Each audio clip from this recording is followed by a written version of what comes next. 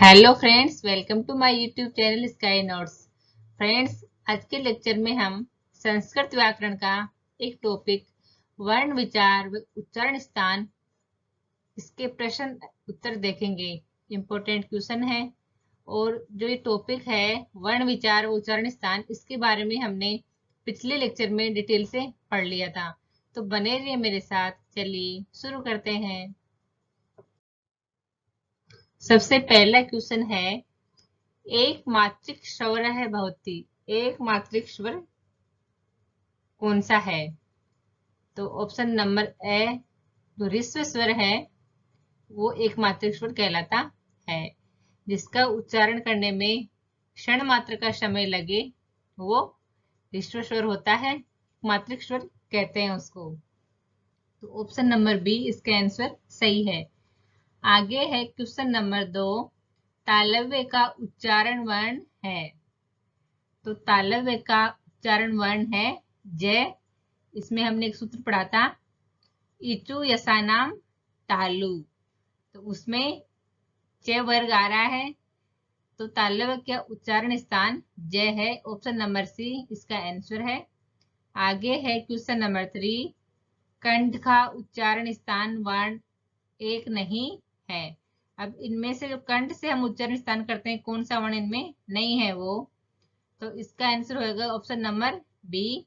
6 वर्ण एक ऐसा है जिसका उच्चारण स्थान कंठ नहीं है। तो कंठ कौन सा है? अकुह विसर्जनाम कंठ है। तो जो कंठ से हम उच्चारण स्थान करते हैं उसमें क वर्ग आ जाता है और है आ जाता है। तो इसमें देखो क भी है, ग है और है और 6 है, उसका उच्चारण स्थान तालव्य है। तो इसमें ऑप्शन नंबर बी आ जाएगा इसका आंसर। आगे है क्वेश्चन नंबर 4, यम वर्ण कौन सा नहीं है?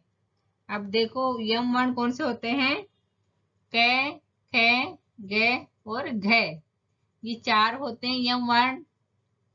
तो जो ये है वो यम वर्ण नहीं है। तो इसका आंसर हो जाएगा ऑप्शन नंबर द। आगे है क्वेश्चन नंबर 5, सल उस्माणा वर्ण माने जाते हैं। तो जो उस्म वर्ण है वो 4 होते हैं, श और है। Option number C. आगे है क्वेश्चन नंबर 6, संस्कृत वर्णमाला में व्यंजनों की संख्या होती है। तो व्यंजनों की संख्या होती है 33। Option number A.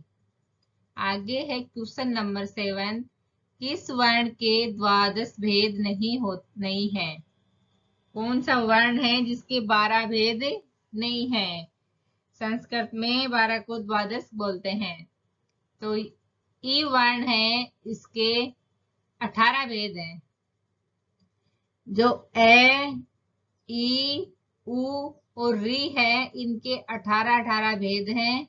और जो ए, आई, ओ, औ और ये ल है लरी, इसके 12 भेद होते हैं। तो इसका आंसर हो जाएगा ऑप्शन नंबर ड। आगे है क्वेश्चन नंबर 8, अनुनासिक वर्णों की संख्या होती है। तो अनुनासिक वर्ण है उनकी 5 संख्या होती है। ये, मैं, गे, अणे और न। 5 संख्या होती है अनुनासिक वर्णों की। आगे है क्वेश्चन नंबर 9, पाणिनीय शिक्षा के अनुसार स्वरों की संख्या है। तो पाणिनीय संख्या के अनुसार स्वरों की संख्या एक विसंति या द्विविसंति विस्ती यानी 21 या 22 हो सकती है। अगर हम जो प्लुत स्वर है ली, उसको अगर हम इसमें ऐड करें तो स्वरों की संख्या हो जाएगी 22। और अगर ली को ऐड नहीं करेंगे तो स्वरों की संख्या हो जाएगी 21। तो ऑप्शन नंबर से इसका आंसर है। आगे है क्वेश्चन नंबर 10, संध्याक्षर होते हैं। तो ए, आई, ओ, औ ये सभी होते हैं संध्याक्षर। तो ऑप्शन नंबर डी इसका आंसर हो जाएगा। आगे है क्वेश्चन नंबर 11, संस्कृत वर्णमाला में वर्ण संख्या होती है? तो वर्ण होते हैं 46 संस्कृत वर्णमाला में, 13 स्वर होते हैं और 33 व्यंजन होते हैं। तय का उच्चारण स्थान है, तो जो तय वर्ण है, तय वर्ग है, उसका उच्चारण स्थान क्या होएगा? लतु लसानाम दंतय, तो ऑप्शन नंबर से आ जाएगा। दंत इसका उच्चारण स्थान है। आगे है क्वेश्चन नंबर 13। संस्कृत में कुल स्वर कितने होते हैं? तो संस्कृत में कुल स्वर होते हैं 13 और पाणिनीय शिक्षा के अनुसार इनकी संख्या होती है 21 या 22। तो यहाँ ऑप्शन नंबर बी सही हो जाएगा। आगे है क्वेश्चन नंबर 14। निम्न में से कौन सा संयुक्त व्यंजन है? तो इनमें संयुक्त व्यंजन है शे, ऑप्शन नंबर बी। जो ये बनता है क और मूर्धन्य सकार से मिलके शे बनता है। इसका आंसर हो जाएगा ऑप्शन नंबर बी। आगे है क्वेश्चन नंबर 15। आभ्यंतर प्रयत्न के प्रकार हैं। आभ्यंतर प्रयत्न 5 प्रकार के होते हैं, ऑप्शन नंबर ए इसका आंसर सही है। आगे है क्वेश्चन नंबर 16। शे मिलकर बना है, तो ये बना है क और मूर्धन्य सकार के योग से बना है ये, तो ऑप्शन नंबर ए इसका आंसर हो जाएगा।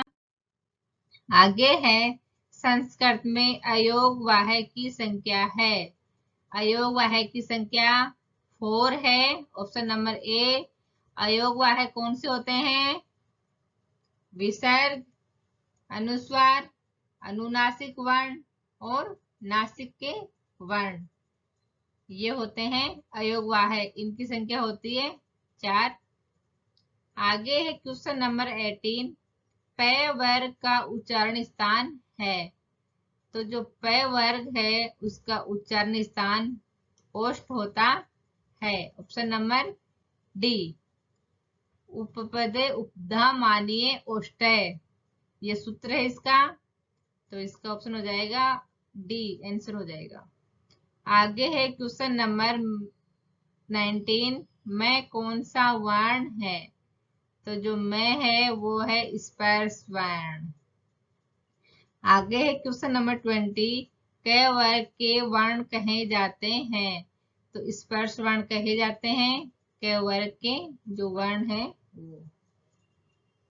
आगे है क्वेश्चन नंबर 21। बाह्य प्रयत्न के कितने भेद होते हैं?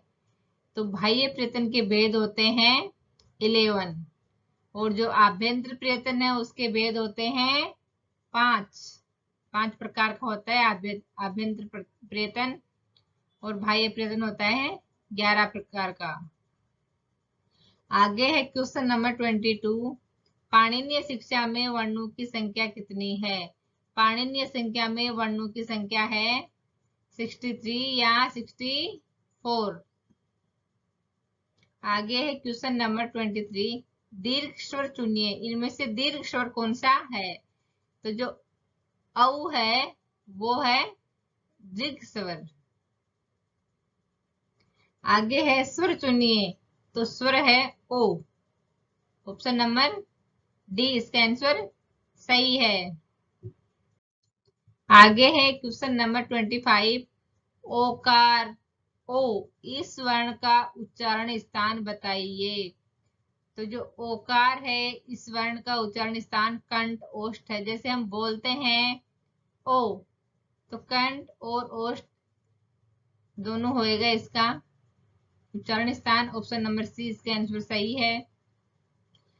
26 क्वेश्चन है, वर्गों के पंचम वर्णों का उच्चारण स्थान क्या है? तो जो वर्ग के पंचम वर्ण हैं उनका उच्चारण स्थान नासिका होता है, ऑप्शन नंबर सी। आगे है अयोग वाहक, अनुस्वार, विसर्ग, जीवा मूल्य, उपधा मानिए वर्णों का क्रम से उच्चारण स्थान होगा, तो नासिका, कंठ, जिहा मूल, ओष्ठ ऑप्शन नंबर ए इसका आंसर सही है। आगे है क्वेश्चन नंबर 28। ये देखो उपधामान्य, ये है ना साइन, ये उपधामान्य का साइन है। ये उपधामान्य वर्णों का उच्चारण स्थान होगा, तो उपधामान्य वर्णों का उच्चारण स्थान ओष्ठ होता है। Option number B. आगे है क ख, इन जिहा मूल्य वर्णों का उच्चारण स्थान है, तो इनका होगा जिहा मूल्य। जो जिहा मूल्य का साइन क्या होता है, जैसे हमारा यू लिखते हैं ना, यू ऊपर तो सीधा यू और नीचे उल्टा यू, इसका साइन होता है, चिन्ह होता है इसका जिहा मूल्य का। Question number 30। मुख्य जिस भाग से जिस वर्ण का उच्चारण किया जाता है वही उस वर्ण का होता है, वही उस वर्ण का उच्चारण स्थान होता है। ऑप्शन नंबर बी इसका आंसर है। आगे है क्वेश्चन नंबर 31। पाणिनीय शिक्षा अनुसार संस्कृत वर्णमाला में उच्चारण स्थानों की संख्या है, तो पाणिनीय शिक्षा के अनुसार संस्कृत वर्णमाला में उच्चारण स्थानों की संख्या 8 है। Option number C. आगे है द्विमात्रिक स्वर है। द्विमात्रिक स्वर होते हैं दीर्घ स्वर। स्वर 3 प्रकार के होते हैं, ऋस्व, दीर्घ और प्लुत। तो दीर्घ स्वर है द्विमात्रिक। आगे है त्रिमात्रिक स्वर है। त्रिमात्रिक स्वर प्लुत होता है। ऑप्शन नंबर सी इसका आंसर सही है। आगे है यत्न। प्रयत्न कितने प्रकार के होते हैं, तो जो यत्न होते हैं वो 2 प्रकार के होते हैं, आभ्यंतरी प्रयत्न और बाह्य प्रयत्न। तो इसका आंसर ऑप्शन नंबर बी सही है। आगे है क्वेश्चन नंबर 35। असंगत युग्म कौन सा है, तो असंगत युग्म कौन सा है इनमें। अब पाणिनि की रचना अष्टाध्यायी है, सही है। महर्षि कात्यायन की रचना है वार्तिक, ये भी सही है। पतंजलि का महाभाष्य, ये भी सही है। और जो भट्टोजी दीक्षित हैं, इनकी लघु सिद्धांत कौमुदी नहीं है, ये ऑप्शन गलत है। भट्टोजी दीक्षित की रचना है सिद्धांत कौमुदी, और जो लघु सिद्धांत कौमुदी है वो है वरदराज आचार्य की रचना। तो यहाँ गलत है, ऑप्शन नंबर द इसका आंसर हो जाएगा। तो फ्रेंड्स, आई होप आज का लेक्चर आपको कैसा लगा, और जो एक क्वेश्चन आंसर मैंने पढ़ाया आपको, ये सब आपको समझ में आ गए होंगे। और मिलते हैं अगले लेक्चर में एक नए टॉपिक के साथ में। धन्यवाद।